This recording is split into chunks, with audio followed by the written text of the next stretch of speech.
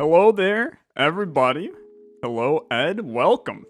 Welcome to the stream. We have a very special guest, creator of Isaac himself, Edmund McMillen. Can we get applause in the chat? Ed, how are you doing, dude, on this incredible Friday? Like 2 weeks, 3 weeks before Repentance, 17 days, I believe. Yeah, 17 days? 17? Yeah, sure. I thought it was more than that. Sure. No, I think it's more than that, right? More? Can I do math? 12, 31? 20 days? 19 days. How about that? There you go. I'm trying to get you nervous, right? Trying to get you nervous. Yeah, I bumped a couple days up. It was, I could use those days. I could add like 30 more items. No problem. Make it 40 and we got All a deal. Bad ones. What does everybody say? I'm just diluting the item pool. So I'm going to do a lot of diluting. Give me 2 more days and I'll fuck it up. So, for those that don't know, which I would assume is probably like 2 of you, there's a new Isaac DLC coming out in 19 days, Binding of Isaac Repentance. So Ed and I are here to just do a little interview, talk about Repentance, talk about Isaac, talk about Bumbo, talk about 4 Souls. I mean, we're gonna cover it all. So first things first, Ed, and I know you've gotten this like about 400,000 times now, but Repentance, the final DLC, feels like every DLC that we've had was the final DLC. Is this one truly the final? For it. For real this time. Yeah, I mean that's the goal, right? Right? don't have no secret plans? Be done. My secret plan isn't so secret. I want to finish this so I can work on Mugenics, because that has been the projects that I've been able to get back into after so many years of it being in limbo with Tyler this time. And he's had that engine pretty fucking nice. Like, I can tell you right now, even though we just have some of the bare minimum stuff in the game, it feels like an Isaac game to me in terms of kind of a game changer. Like, it feels like a really neat roguelike turn-based strategy game, like Final Fantasy Tactics meets Pokemon meets Isaac with a little Animal Crossing. And I want to work on that. I want to work on something new. And then when that's done in the next probably another 2 years or whatever else, my goal is to just work on small projects again like I used to. Like, like one project every 3 months, like little bite-sized things, so I can actually like grow more as a designer, because you need to practice and not just make the same game over again. Yeah, for sure. So yeah, I would like this to be the end.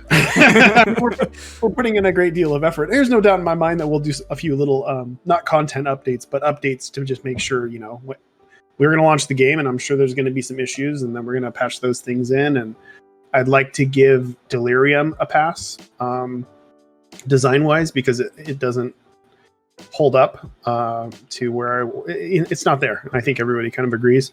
And once that's done, I think I can completely close the book. I mean, Repentance feels like a bookend. It feels a lot like the beginning. Development feels a lot like old school development when I was working on the Flash game with Florian. The vibe feels more on point to what the original game was pushing. It feels a little more risky and interesting. So yeah, it feels like a good bookend for sure, especially when it comes to theme and story and just in general. So you mentioned that development kind of feels like the beginning. Let's talk Afterbirth Plus, right?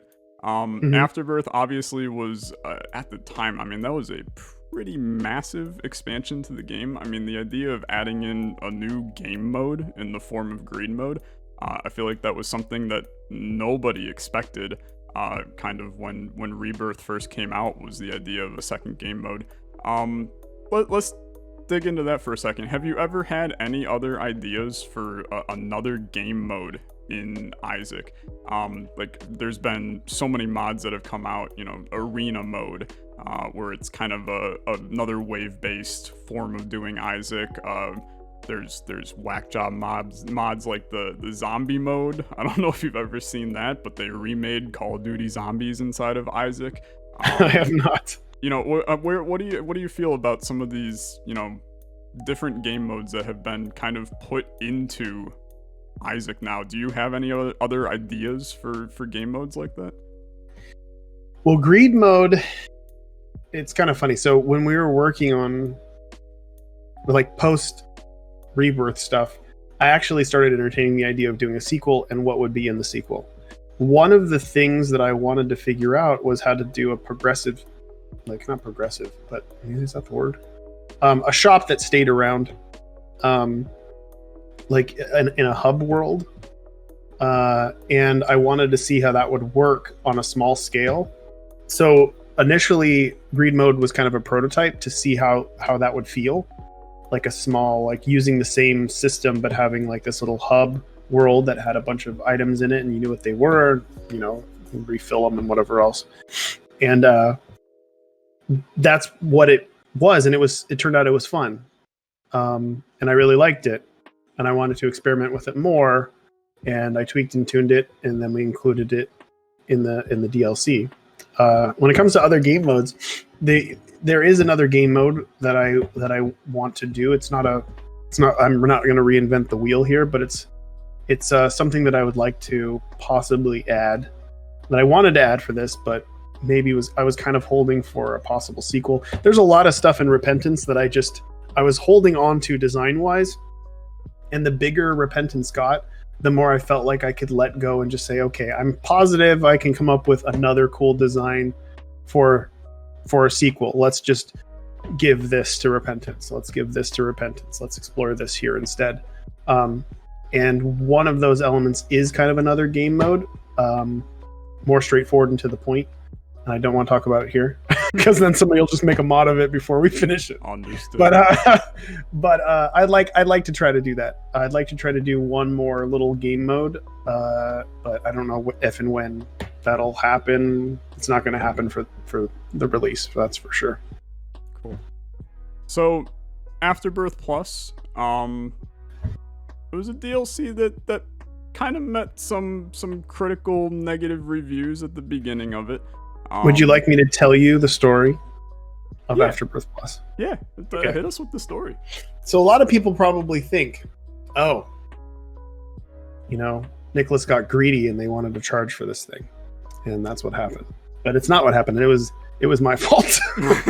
Nicholas came to me and said, "Hey, we want to do mod tools," and I said, "Oh, that sounds cool."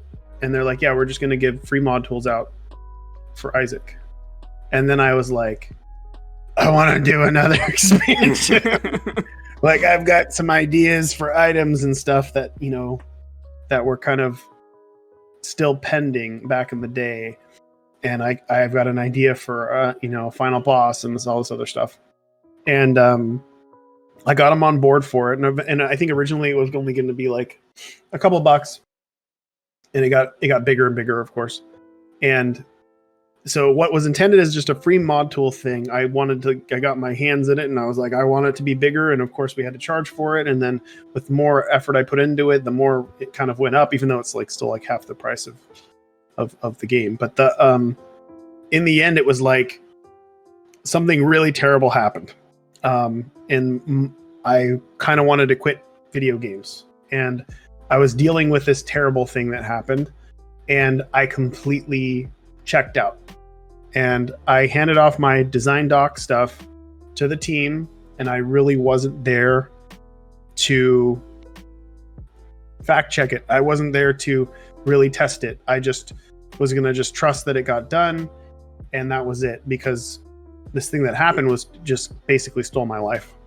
And then it releases and I'm realizing it's like a disaster, and so I was able to deal with this issue for the most part, and try to salvage what I could by kind of going back and doing booster packs, and I think eventually once the Forgotten came out, it was almost to where I felt like it should be.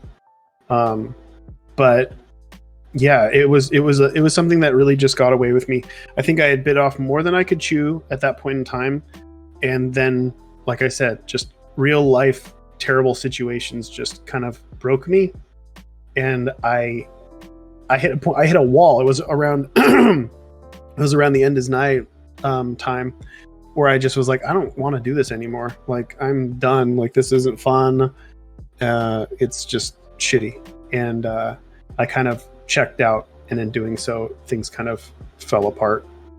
So that was, I definitely regret doing it that way, but it's not like I don't think I could fix it. I wish maybe I would have gone with the initial idea of just let's release mod tools and call it a day, and not want to do a tiny update and then kind of charge for it. But in the end, we got the Forgotten, though. Great character. And in a lot of ways, if Afterbirth Plus didn't happen, I probably would never have worked with Vin, and if I would never work with Vin, we wouldn't have done Repentance. I mean, the last couple booster packs working with him was a way for me to test and see if I could work with him. Like, if I could entertain the idea of doing Repentance with him.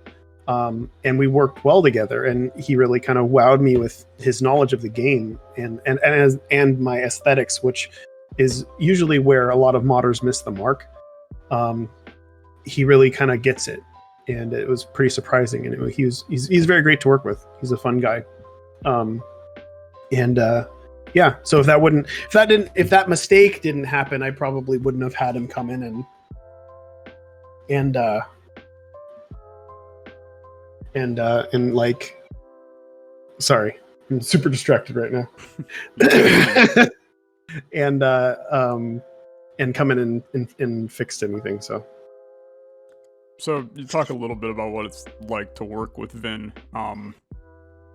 When Antibirth released, because that was basically a couple weeks off from when Afterbirth Plus released. How did you feel about the idea that there was now a mod that, Antibirth basically rewrote Rebirth. It unpacked a lot from it. It was not like some of the other mods that were out, and obviously not at all like, the Steam Workshop mods that we now have with the modding API. How'd you feel about the idea of, this massive mod coming out kind of the same time, and then, the community was a little split on whether, there were the Afterbirth Plus people, and then there were the Antibirth people. Were you aware of that kind of divide that the community was in for a bit? And how do you feel that maybe impacted how Repentance came about with the idea of bringing in Vin and his team to kind of help out?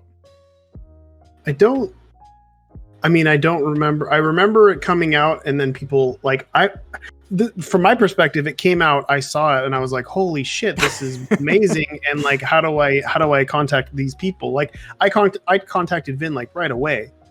And I remember talking to him and being like, if you would have contacted me, because he'd been working on it. They've been working on it for like 2+ years. So It's like, if you'd have contacted me earlier, we could have made this an official thing together. Like, this is very impressive. So my first thought was like, how can I work with this guy? Because obviously the team really knows the game so well. Like, it's not a slight to any of the other modders, because everybody has their skill levels, but like, it's looking at that, it felt like it was something that I had done. Like, it was such a, like, even like taking bosses that existed and then kind of remixing them in a way. I don't know, there was just so many riffs on existing things. It was like, this seems like the logical evolution of a lot of these different things, and it was really impressive. And my first thought it was never like anything, this versus this or whatever else. It was just, this is really impressive, and I would love to be able to work with this person. Yeah. Because I was entertaining the idea of Isaac 2 and also their stuff in the future, and to be able to have a team that would for free work on a project of this size for this amount of time and then release it and it be that impressive is very impressive. So yeah, I mean, that's what I did. And I think I reached out to him within testing the game. I think I went in and went through the debug and skipped around and I was just really impressed by a lot of the visual polish and the attention to detail, And so for me, it wasn't so much of any of the other stuff. It was just like, I was pretty freaking impressed. I know there were some people who were like, oh, it's so much. I mean, it was better. Like it was better than what we were putting out, because what we were putting out was this tiny little expansion with mod tools and a boss that was kind of broken. But it was I was just blown away. I mean, I really was. I was floored on how cool and on point everything was. And my only thought was, I want to find out who this person is and what their story is, and who's actually working on this. And like I said, my first thought was, I want to hire these people. Like, let's get these people on board. Like, these are the people that I want to work with for Isaac 2. And kind of in a way, like Repentance kind of became an almost Isaac 2. Yeah. And you've talked about that a lot, how a lot of your ideas for Isaac 2 have now been, implemented in Repentance. Do you still have a couple things on the back end that are, I mean, yeah, there are some stuff there's specific things that have not been revealed. And when you know those things, it'll be like, oh, it's kind of obvious that he would have been holding something like that for a sequel. But those are just, 2 or 3 things that are big things, but they're not, they wouldn't make or break a sequel. It wouldn't be this foundation to riff off of in a sequel. It's more or less features that I thought were really unique and I wanted to use in a sequel that we ended up using in Repentance. Cool. So Repentance dev thus far, I know that you're now multiple years in the making of Repentance. What's been super hard about it? Obviously we're still in the middle of a pandemic. That absolutely impacts game development, I'm sure. What's been difficult about making Repentance? But on the flip side, what's actually been super easy for you with Repentance? Well, it's hard for me to say because nothing super difficult and or hard for me, because I'm not doing the heavy lifting that they are. And I'm sure it'd be a different story, if Vin or anybody else was here. But when it comes to is the question more of why did it take 3 years? Absolutely not. I mean, okay. We can see the amount that is. I mean, even just the little things. But you can't. You've been mentioning. That's the thing, is you can't see, because you will see why it took 3 years when you play it. That's true. You'll see why it took 3 years when you've explored the reaches of the game for the most part. But when it comes to difficult things, I mean, I can't speak for Vin, but I mean, as far as my design and directing goes, the only thing that has been difficult, and I think I mentioned this when we were talking before the stream, is that Vin is such a skilled player that his threshold for difficulty is like so fucking off the charts. Like he will come up with this boss, and the boss will be in the game, and the boss will have 10,000 moves and 5,000 phases, and to him it's very easy, and then he can show me how easy it is, and it's true, for him it is easy. But for me, who is just maybe an above average player at this point, maybe even lower than that at this point, since so many people have become so skilled, it's not doable. Like, it's not possible. And so there's been a lot of back and forth on difficulty, and for the most part, I agree from the get-go. I agree that the game should be more difficult. It's just, what does difficult mean, and how to make difficult fair in a game with so much RNG. And I think that the game is perfect difficulty-wise, especially on hard mode right now. I think it's challenging enough. We fixed a lot of little holes and bits and pieces here, but I'd say the only difficult part on my end has just been the roping Vin in when it comes to him going balls to the walls when it comes to a lot of the more difficult aspects of the game. There should be some sort of like debug where we can default back to Vin's original intention. Players would go nuts over that. When it comes to some bosses, it'll be called ultra hard mode. But yeah, but it's really not difficult though. You know, it's just one of those things where it's just kind of like, you think that this is possible? Like, I totally get it, but like, this is fucking hard. But you know, there's something in that too. Like, I want people to feel that feeling again that you kind of used to have with Isaac, or when you're going into a game and you're learning the game, where there are these bunch of these clutch moments where it's like, oh my god, I just barely fucking beat that. I feel like I say that and feel that, and testers as well, way more often now than ever before. And I feel like we're getting closer and closer to that perfect balance. You know, with RNG, it's fucking really hard, but when you kind of nerf the really, really like hand-holdy insta-win type items, and then you buff the items that you will not pick up anymore, I think it gets a lot closer to where we want it to be. But yeah, I'd say the hardest is just kind of balancing that level of difficulty and trying to understand that we, and you're like way above me, but like, so there's streamer skill, and then there's like, you know, above average skill, and there's average skill, and then there's like below average, and then there's newcomer, and there's this huge spectrum of people coming into Isaac. And there's we take a game, like a good example would be Spelunky. Spelunky is one of those games that's hardcore from the get-go. It doesn't smooth anything out for you. It doesn't unlock things as you go and make it more difficult, and it doesn't hold your hand in any way, shape, or form.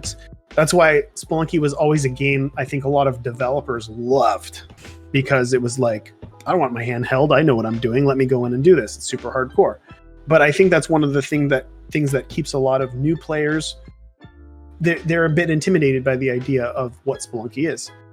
And Isaac brought in a lot of people with lower skill levels because you could possibly roll into OP or at least pretty strong runs out of just luck alone.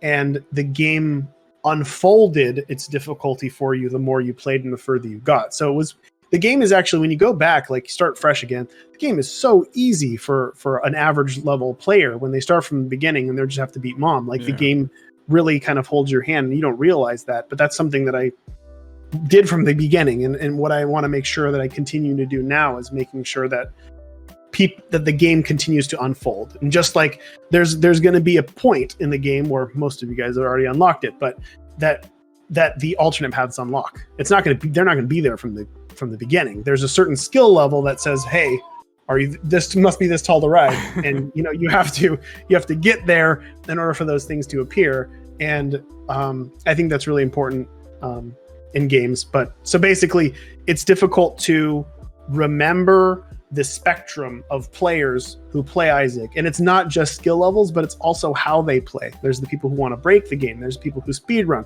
There's the people who do daily runs. There's the people who just want to just do wacky shit. There's people who just play the game as is, always pick up everything and have to just go with the RNG. There's people that do streaks, lost runs and all this other shit. It's like there's so many different ways to play the game and how people play the game and stream the game right now. You don't want to take something away from a large group of people.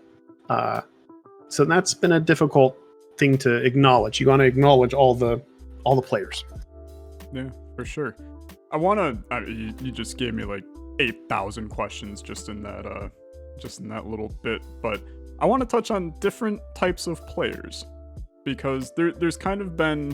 Where are you going to touch them? I'm not going to touch that with a 10-foot pole.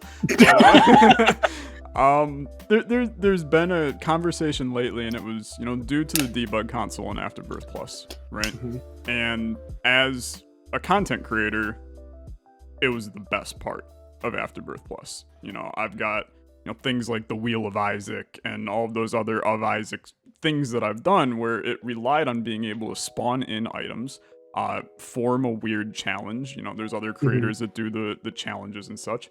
But then there's also a section of the community where it's the idea that they can type achievement space star and everything's unlocked and they're good. They're done. How do you feel about that idea of having the debug console be that strong that it can just unlock the game for you?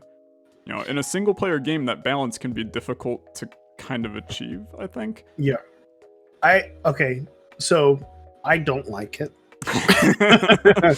It was one of those things that were necessary when it comes to modding and getting into that. So it's a weird situation because I kind of got my start in a lot of ways in the modding community for Duke Nukem 3D. And I had the same debug. And sometimes I wanted to just unlock everything and just destroy things and just go through the game and whatever else. But I also loved the game and I played through it, on whatever difficulty. And I know that, there's certain players who want this and certain players who want that. But I have had this talk with Vin, and I would feel more comfortable if the console was a few steps away from where it is. Like you had to go into a sub menu to turn it on. So not every person in the world who's never played the game would just cheat, because it does, unless you've experienced everything. Like in a perfect world, you would only get the debug console once you've 100% of the game. That's in my perfect world. But that doesn't really work if you're modding and if you're testing and if you need those tools. So it's like, how do we do that? Do we make people something like how the old school way of doing mods was you would run the game with an extension? And just that aspect of it, having to figure out how that's done, would get a lot of people to not even do it, which I'm fine with too. So it's just one of those things where I would like it if a lot of less people, a lot of less casual players, especially first timers, did not have easy peasy access to the debug console. But then again, maybe it is like you still have to know how to type in stuff and you got to look stuff up. So if you're already there, I don't know, maybe it's a non-issue. And there's always console too, you can't do that stuff. Yeah. But the old man in me says, no, no codes, no it's cheating, easy. Up, down, left, right. Unlock all the characters. But then again, I did grow up with that though. I would never have beaten Contra if it wasn't for that code. Yeah. So maybe I'm a fucking hypocrite. I don't know. My thought was always like, if people had the ability to just generate all the combos in the game and experience everything without unlocking it, then it just cheapens the experience. But I could be wrong, and I'm willing to admit that I could be wrong. But in a perfect world, a few steps away. I'd like to get just a few things that you have to look up in order to get there, instead of just stumbling across it after you install a mod. Yeah, and I think that a lot of it comes down to that idea of balance in a single player game, which there's kinds of two sides of the fence that people are on. They're either, this is a single player game, I don't care how balanced it is, I just, it's fun, I can do whatever I want kind of thing. Or there's the people that are, I want this to be the most whole experience. And you touched on Spelunky 2, which, by the way, all I heard in that conversation was that you and I have to run Spelunky 2 online duos after Repentance releases. So I'm going to hold you to that. But sure. But, Spelunky is one of those games where the balance is so great, right? Everything is so finely tuned. But Isaac is such a completely different kind of game. You know, it's meant to have that chaotic RNG to it. And I feel like, you know, a lot of people are expecting Repentance to, you know, you've talked about balance changes already, you know, the devil deal change, which I love, for one. But a lot of people are already, you know, taking away my devil deals. You know, the pill rework that we keep on hearing about. What steps did you take with Repentance to implement balance changes that you knew might upset some people in the community, but you also knew were going to be better for the game long term as a single player experience? And do you have a favorite change that you made that maybe you haven't told us about? Well, I can't take credit for a majority of the changes because a lot of the changes came from Vin and a hive mind of people who were giving him a lot of feedback for many years. And going in, I kind of was like, give me a list of every change. Let me go down that list. And I remember thinking like, I'm gonna push back so hard. There's no way. But I started going through, and there was like, I would highlight, and there's this, I have the list, it's on my computer. The list just goes on for fucking ever. It's just pages and pages and pages of changes. And I go down the list and I'm looking at them all and I'm like, okay, there's one. I'm going to note this one because I want more information on it. And I finally go through the whole thing and I maybe like I'm like, we got to have a call, Vin, we got to go over this list. And I had like 5 things that I wanted to go over because realistically, all the changes that were made, I believed were correct. And you, of course, walk that line. Like, I remember vividly when I nerfed Dark Bum. Fucking the world exploded. Oh my God. Right? But the thing is it's a lot different than releasing something, letting people play it, and them expecting something to be a certain way and then changing it, versus releasing a new game or a new version of the game and saying, this is how the game is now played. If you don't like it, you can play something else. But I promise you it's better. I promised you it's better. Like, I don't know. You have to play it and experience it yourself. You don't realize how boring the game actually is when it's handed to you all the time. And there's a lot of issues with things being a little too good that you don't actually need as much as you think that you do. It's overkill. Everything is just it snowballs very, very fast, and you get too strong too fast. And you just walk through the game destroying everything, and it's no fun. You can still do that now if you're a really skilled player, and you're a really lucky player, or a really smart player who just knows how to abuse every little aspect of the game once you re-explore and learn what all these things are. Like, even for me, starting out just 2 months ago, just playing hard mode and testing it from the beginning, it was like my first thoughts were like, this feels too hard.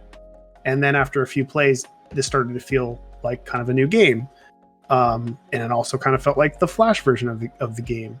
And then I started to notice that every run that I actually sat down to finish felt like a really fun run. And it felt like I was just making it, you know, and sometimes I get greedy and then my consequences had actions, and those actions, you feel less like you're being completely carried by 1 or 2 decisions that you make early game. Like, I'm going to kill myself and grab all of these items in the devil room. Now I'm busted, and now I can walk through the game and everything's dead. It's like, you'd be surprised how little you need to get really strong in the game. And you'd also be surprised how fun, Splunky. Like, how fun it is to have tense moments in games and feel like that there is a consequence. And I think that's what those balances are about. You'd be surprised though. I in the end, like, after playing for this long, it feels like, oh, like these weren't that severe. There's a few that are like, oh, these were obviously done to stop people from going infinite and breaking the game and getting every item in the game just because they have 2 items. Those are going to be harder to do. Sure. I can take a guess at a couple of the items that you're talking about. I guarantee you can, because they're all fixed now. So you touch a little on the idea of hard mode feeling genuinely harder than the normal mode. And I feel like a lot of people with Isaac there's some people that are getting into the game for the first time, and they go to, you know, the Binding of Isaac Discord or the subreddit, and they go, you know, what is the optimal way for me to play to get all of the unlocks, get through the game? And a lot of people will just say, just play hard mode, because that's where you get the unlocks, and it's not that much harder than the normal mode. Do you think that Repentance has made hard mode genuinely harder than the normal mode of the game? I would say for people of your skill level and people like you and above, they'll probably go, oh, this is a little harder a few times playing, but then it'll be a non-issue. But for average or above average players, there will be elements of the game that you'll be like, I talked to Vin about this recently too, and it's I feel like I'm gonna have to tweet this. There's no shame in trying to beat things on normal, so you can learn how those things work. And I think that's going to be a reality for some. I know streamers aren't going to fucking do it because they don't want to look like fucking pussy fools. You know, like you're going to play on hard. I'm definitely playing hard mode the first time. Yeah, and you can have it. But, you know, at home when no one's looking, you can play on normal. You can play on normal, and you can get the lay of the land. You can understand what's going on. But yeah, I mean, I recommend going in on hard and seeing what's different. But normal mode is back the way it was before for the most part. So if you're feeling extra challenged by certain things or some of the changes that we've made or certain areas, then you know, be a little pussy like me. Go to normal and try it out. So you mentioned that Vin, you know, he comes to you with ideas for things, and you got to shoot him down sometimes. I don't shoot him down that much. The dude like knows what he's doing. Like, I think I have a tendency to want to shoot it down because I'm so used to working with people, like in the past especially, or just having people like other modders and whatever else give me suggestions and being like, you don't know what the fuck you're talking about. Like, no.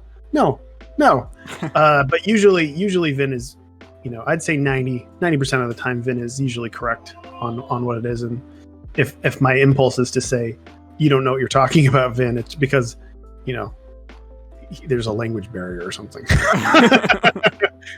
But yeah, once I understand actually what he's talking about, it usually makes sense. Were there any changes, you know, from the base version of Anti-Birth? Because I will tell you, I think Anti-Birth is actually like one of the more difficult Isaac experiences that I've ever had. You know, even some of the mods that are out there that claim to make the game harder, they're hard, but that first, you know, playthrough you do of Anti-Birth, it blows you away with the difficulty. Has most of Anti-Birth been ported similar to how it was in the original version, or would you say that there's been difficulty tweaks? I think that things changed as they were being ported over, because there was stuff that was like work in progress stuff that he was working on that wasn't released that ended up getting ported over. And then as we tested it, I mean, the stuff that I said before isn't that much of an exaggeration. The reason, and I've explained this to Vin a million times, the reason why a lot of the bosses in Anti-Birth were hard is because they had so many moves. You can't expect somebody to go through and fight something in the mausoleum that they've only fought once or twice, and they go in the third time and the thing's doing new moves because they didn't see those moves the first two times they played. There's a certain dance when it comes to Isaac. I riffed off of Mega Man pretty hard, where each boss in Mega Man only has like 2 or 3 moves that they do over and over and over again, and they have a certain AI or movement that they do. And you can't expect every player in the world to be this hyper genius who's going to record in their brain every single tell and or attack of every single boss, and then when they go and fight it again, they know exactly what they're doing and they can telegraph everything. So for a lot of the late game, and it's kind of what we're currently working on right now, we're just chopping back on some of the late game Anti-Birth bosses that were like, so the early ones are totally fine. I you know, there's no doubt about it. Like, the alternate paths are harder.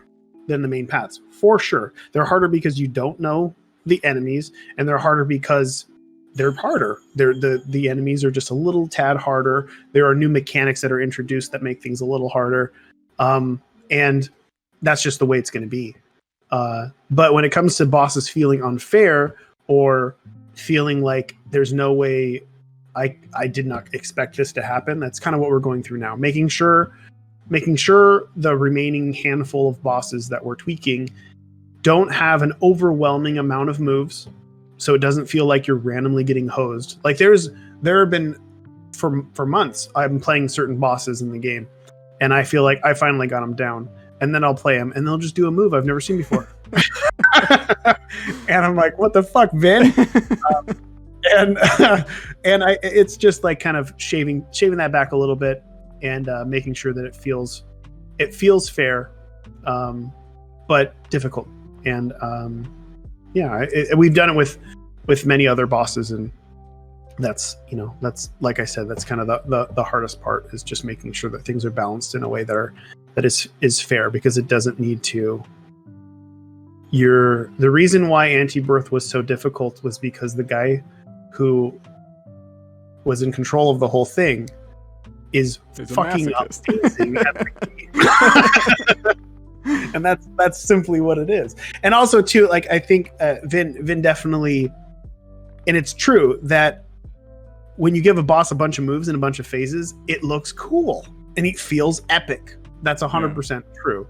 But there's a certain balance to that, to making sure that like the bosses feel and look epic and have really cool moves, but those moves have tells that you can telegraph, even if you've gone through the first time, like, and that's kind of what we're doing now. Like literally, I just got off a call with them before this, and the conversation was, there's an enemy in the game that blows up in a cross pattern.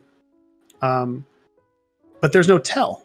You don't know that. So if you go in the first time, you don't know that. The thing blows up and totally takes you out.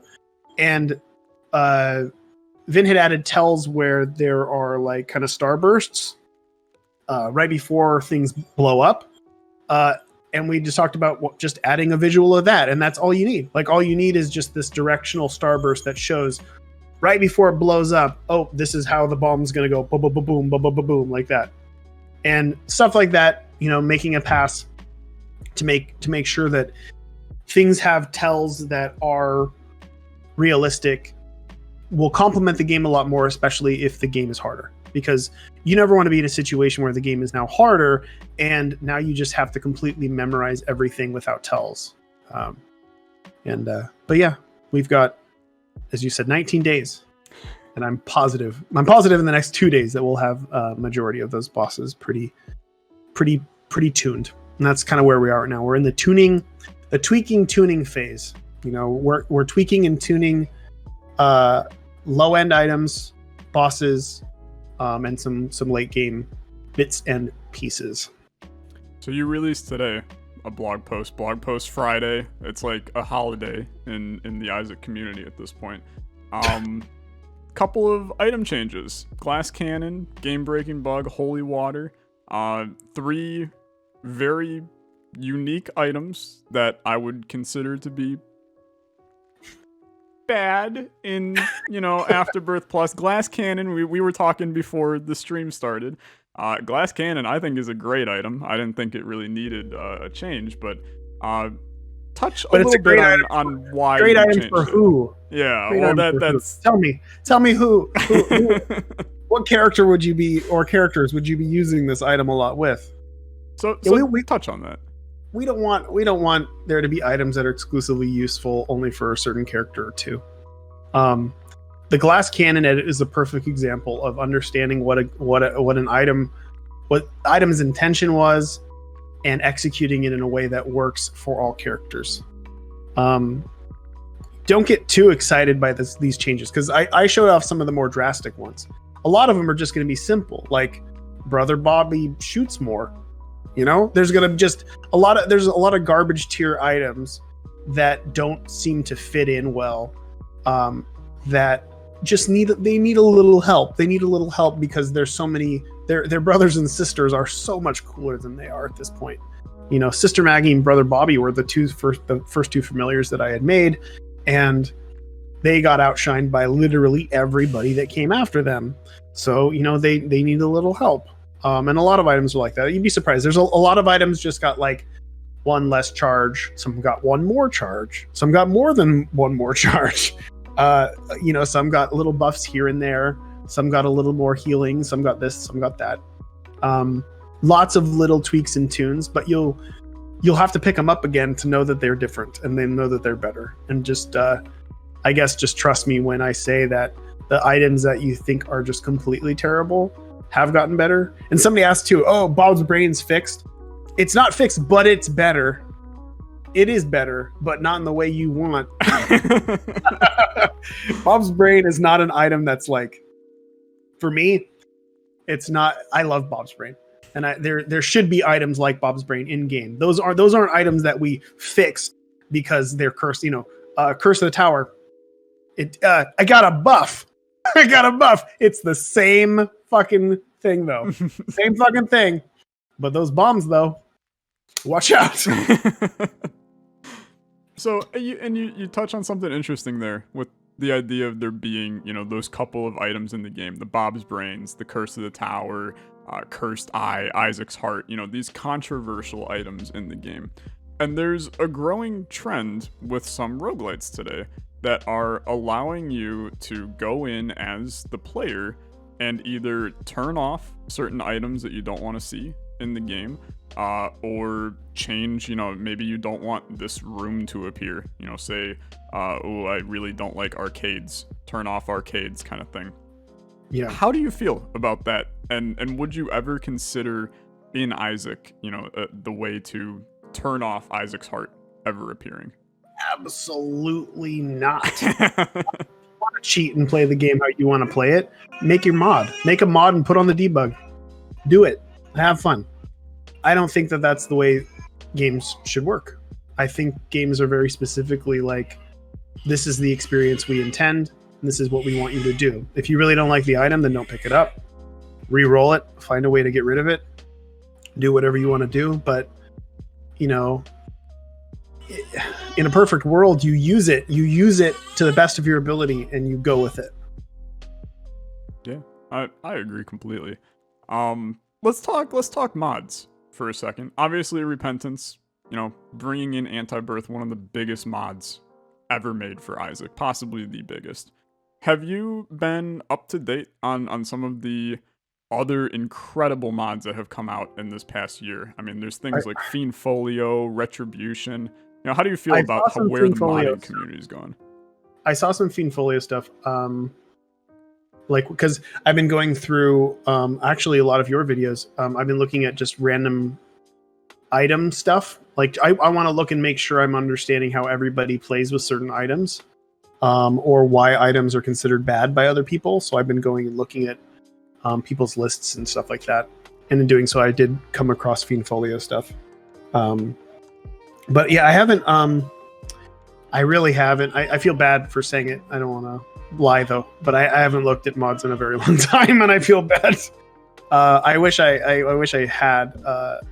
There's a certain part of me too that when in development, I don't want to look at mods because I don't want people to think that I stole their ideas. It sounds like a really strange thing, but I do this with Four Souls as well. Like people will send me like, "Hey, here's my mod Four Souls collection of items and whatever else," and I will purposefully say, sorry, I'm not looking at this stuff right now because I'm still actively developing cards, because I don't want people to think I stole their ideas, because it's really easy to like assume so, because there's so many overlaps with different things. Like there's a lot of overlaps with items that were in Afterbirth Plus that were actually in Antibirth.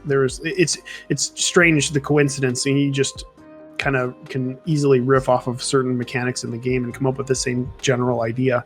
But I go out of my way to not look when I'm developing, because I don't want to subconsciously steal, and I don't want people to assume I stole an idea from somebody else. Yeah. But I'm sure once it's out and once Repentance is out, I'd be more inclined to look I'm also just busy. Understandable. Understandable. So, I mean, let's transition, right? Let's talk Four Souls a little bit. Hell, I've got my copy sitting right behind me. How was the development for Four Souls? There's been this, kind of weird shift towards board gaming recently, and I think that a lot of it has to do with the pandemic. A lot of people at home. Board games are becoming more popular, and lately there's been even more video games being ported to board games. You've got Four Souls, obviously, you've got Stardew Valley, there's a Slay the Spire board game coming out. Obviously, Isaac has some board gaming connections. You're a big Magic the Gathering fan. How does the development of Four Souls differ from developing a video game? It's pretty relaxing. Developing Four Souls was such a breath of fresh air. And like I said before, it came right after a really low point in my life, development-wise. And making it was like, I could literally sit down with my wife, with my friends, and develop a video game. I didn't need a programmer. I really didn't even need artists at the time when prototyping. And we could just sit down and have fun. It just was a really fun experience, and it kind of like in some ways it made me appreciate more video games and development cycle, and in a lot of ways it made me realize how not fun and isolating and terrible it also is. But yeah, I did it because a company reached out to me a year before we did it. And they were like, hey, we want to do a Binding of Isaac board game, like actual board game. And they just wanted the license. They were like, we have a team that'll make it. I'm like, there's no way in hell I would give you a license. And then you have some other designer. Like, I'm a fucking game designer. You think I can't do this? And I think that kind of echoed in my brain for quite a while. And then, a year later, I think I had the flu and I couldn't leave the couch, and I was really bored and I wanted to do something. And I kept thinking about, if I made a Binding of Isaac board game, what would it be? And then it kind of became a card game in my head. And I was like, how can I embody the game? Like the random aspects of the game, fighting monsters, exploring rooms, fighting bosses, and that sort of stuff too. And as you said, like I'm a huge Magic fan. And I had gotten into Commander a bit then. And I was just riffing off of Commander. Like there's a format in Magic called Cube. And there's a format within Cube called, I think it's called Tower, where everybody draws cards off of this random stack of cards. And then they can play lands accordingly on each of their turns. And it's really cool. And it was kind of a riff off of that, where you've got different resource piles. You got your loot cards, you got your treasures, and you got your monsters. And it's a free-for-all, and it's a kind of a political game in a way. You gotta play your cards correctly, and you don't want to make enemies right away. You want to be diplomatic, and I thought that was really interesting. I thought that the diplomacy aspect of the game balanced the game out. You could easily fuck somebody over if they were getting too far ahead, and I liked it so much that I decided to just design a game around it. And then I contacted Studio 71, who originally contacted me about it. And I said, is the offer still on the table? And they said, yes. And then literally within a few days, they were at my house playing the prototype and being like, okay, we're going to do this. It happened so fast. But weeks after them coming over, like it was already going. They were recording me, and it was just it was chaotic, but it was really fun. And the campaign was really fun. I had a lot of fun with it, and that's why I'm doing it again. Like, we'll be doing another Kickstarter campaign in June, and it'll of course focus on bringing back the old Kickstarter, so people that missed it, they can get in on it. It'll also include a big expansion. It'll include a lot of stuff on the fly. I purposefully leave stuff blank, so once we're in it, we can just do crazy shit and just improvise as we go. and it will include it will include more merch than in the last one, because it seems like that's what a lot of people really want on top of the game, is just kind of more figures, more plush, more bossy type stuff, more things to have in Isaac, because there haven't been that many official Isaac stuff. There's like this horde of knockoff Isaac plush that have been selling for ages. So it's nice to be able to do something. I own them all, by the way. I think I'm missing one. I'm missing a blue baby. I can't get a hold of blue baby. But yeah, it's they move fast, man. During the Kickstarter, when we showed all of the player cards, and one of them was Kane, they were able to make a knockoff plush of that card within 2 months of the Kickstarter. Crazy. It was like, what? And it even said 4 souls on the fucking tag. They're shameless. Shameless. Crazy. So the new expansion for 4 Souls, I'm excited. I'm gonna tell you, it's pretty crazy, because I feel like with board gaming, it's more accessible to all people. You know, everybody's played a board game in their life. You know, my own family, not huge video game players at all. They can name every character in 4 Souls. That's awesome. You know, they love it. They love it. That's super cool. Yeah. So I'll definitely be checking out the new expansion when it comes out. It's one of our favorites. But what in the expansion has anything from that expansion sneaked its way into Repentance, and vice versa? Has anything from Repentance snuck into the new expansion? Yeah. I'm like, yes. But I'd be spoiling stuff if I said either way. Yes, there's some stuff that's even exclusive to 4 Souls. There are times. So the 4 Souls Requiem expansion is an expansion that will push the political aspects of gameplay. It'll force people into roles where they are the bad guy. There's a lot of blue shell effects that take down the guy in first, or gal, or whatever, or force you to join with somebody else, force you to be in a situation where you have to give somebody good, or force you into a situation where you have to kill somebody. There was a little bit of that in the initial game. This is more of a focused, you know, let's keep this game moving. Like, let's not all just wall up with a bunch of treasures and then, you know, take 2 hours taking turns. Like, let's keep this moving and at a medium pace.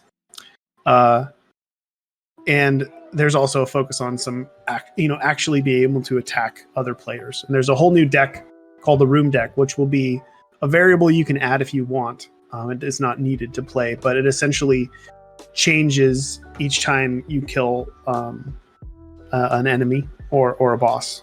And you can, when you kill an enemy or a boss, you can choose to then replace the Room card. And the Room card does like a global enchantment type effect. It'll affect everyone, or it'll affect enemies, or it'll affect rewards. So you can be in a situation where it's like a Room card will turn over and it'll double the rewards of all monsters. And you can be in that situation where, do you want to be the asshole who's like, I'm going to kill this, I'm going to gain double the coins, and I'm going to replace the thing? Or do you want to be the friendly guy who's like, yeah, I'm going to pass this to you. You can pay it forward. So it's a lot of cool little interactions. And with that also comes just padding out holes, you know, making sure that, you know, all the different mechanics of the games have been evenly explored. And with that, sometimes I'll be able to find an item that works well that's in game in Isaac, actually, and then convert it into an item. But more so in this version, it's me coming up with mechanics first, then finding, you know, not designing around, not taking an item that's cool and being like, this is the mechanic for it, but more, here's the mechanic that is needed in the game. What would be an appropriate item to put on top of it? And a lot of the times I can't even find one, so I just come up with a new item completely. So there's a few new items, and maybe those items will eventually find their way into somebody's mod or whatever. But yeah, it's pretty exciting. I hope. Yeah, I'm looking forward to Repentance coming out, me moving, and then having like a month to like live life, and then jumping back into a Kickstarter. For sure. That's super exciting. So, I mean, we are coming close to the hour, which is very disappointing. So, we're going to hit you with a couple of like speed round questions. Okay. First one, and I know that the Binding of Isaac Discord will kill me if I do not ask you this. But what is the significance of the number 34? I don't know. No clue? What? You tell me. No significance at all. Isn't there like a Rule 34 thing? I feel like we probably won't touch that at all in this interview. That's all. I mean, that's all I can connect it to. I don't know. Very interesting. Okay, speed round. Is a hot dog a sandwich? Yeah. Is a taco a sandwich? Yes. Is a hot dog a taco? Yeah. I feel like the speed round did not go according to how I intended it to go already, but the very hot takes immediately. Is it okay to microwave water to make a cup of tea? Yes. Yeah. I mean, we have a hot water story, mini story. Here's my speed story. Okay. We had a hot water heater thing for that exact thing, so you don't have to do that. And then this little piece of crap place that we're renting right now is so infested with fucking ants that they made a colony inside the hot water heater. And I mean to the point of you lift it up and their eggs fall out. It was nightmarish. So now we have to use the microwave again to heat it up and get thousands of cancers. And final question of the day. Would you ever eat ramen raw? Like just open up a package of I ramen? have eaten ramen raw. Who hasn't? What poor kid has not eaten ramen raw? Like, it shows how out of touch you are. I was arguing against this. Every poor kid on Earth, well, not on Earth, every poor kid in the United States has eaten ramen raw. And they put the packet on too. That's a guarantee. Every fucking poor kid has. Incredible. Well, Ed, thank you so much for taking an hour out of your super busy schedule, 19 days till Repentance launches. Thank you so much for doing this interview. Hopefully, once Repentance launches and life slows down a little bit, maybe we'll reconvene for a post Repentance launch Spelunky 2 co-op interview. Anytime. Appreciate it a ton.